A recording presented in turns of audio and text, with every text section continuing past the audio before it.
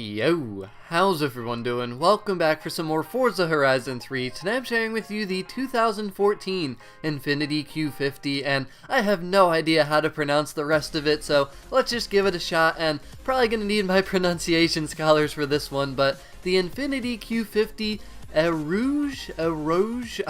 I have no idea, so we're just gonna go with that, but I'm sure someone will correct me down in the comment section. But this is absolutely a beautiful car, and this thing actually comes with a twin-turbo V6 straight out of the Nissan GT-R, which is absolutely awesome. And this thing is basically like the normal Infiniti Q50, and you can probably tell by the looks of it, but it's enhanced. It's made out of a lot of carbon fiber, and it does have some unique designs, but man is it a good looking car. And sadly, this thing never went into production. Can you believe that? Like, this thing is absolutely just gorgeous. I love the interior design with the red, the black, and the, I guess you're gonna call it silver trim. I mean, it just looks so good, and the outside looks amazing too. Wait until you see the back end of this thing. The exhausts look really good, and the carbon fiber accents, man, what a nice looking car. They really designed it well, and with the GTR motor in it, I mean, come on, why did they not produce it? And didn't do enough research to figure that out, but man,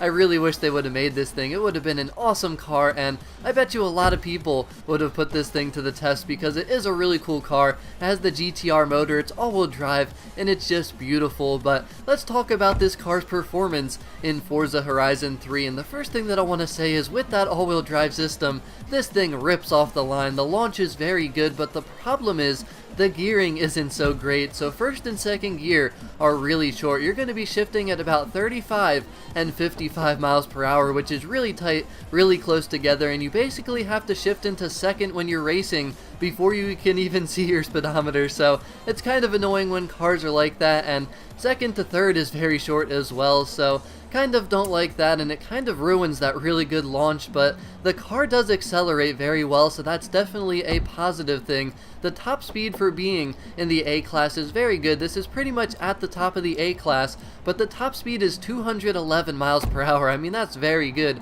for a car like this. But the car does certainly have some weaknesses, and the two main things are probably just the handling characteristics. Now, the grip on the thing is very good. It's all-wheel drive, has stock street tire compound on, so that's not really a problem, and you can make it slide a little bit if you push the car too hard or are going too fast around turns. But the handling is not amazing. It's good, but it certainly does struggle sometimes. You really need to be precise, and it probably will take you a little bit of time to get used to the way it feels.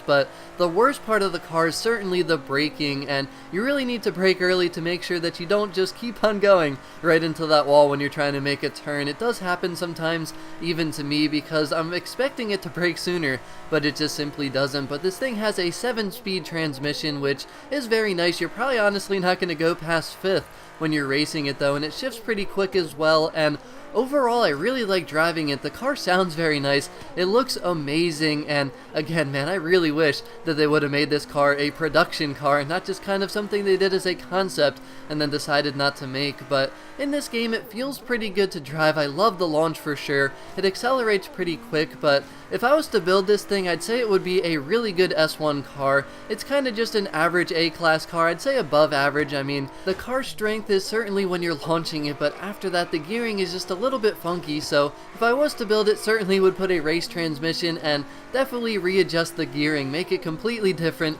longer first, second, and third gears, which I think will really complement the car's launch. And you just have to build it properly though. Like, it definitely needs a weight reduction to help with the handling, to make it a little bit more agile and a little bit more responsive. Maybe some better tires, maybe some wider tires, and obviously make it a little bit faster, because this thing is actually very fast from 0 to 60 and 0 to 100 for an A-class car. So I think it would fit into the S1 class very well with a good build. And man, just such a beautiful car, sounds really good. So let me know what you think of this Eau Rouge or Eau Rouge, whatever it is, the Q50, because I think it's a really cool car, and if nothing else, it's definitely a fun car to cruise with because it sounds good and it looks good, and that's always something that's very pleasurable to drive. But I really hope you enjoyed this video. As always, thank you very much for watching. Have a wonderful rest of your day, and I'll talk to y'all again very soon.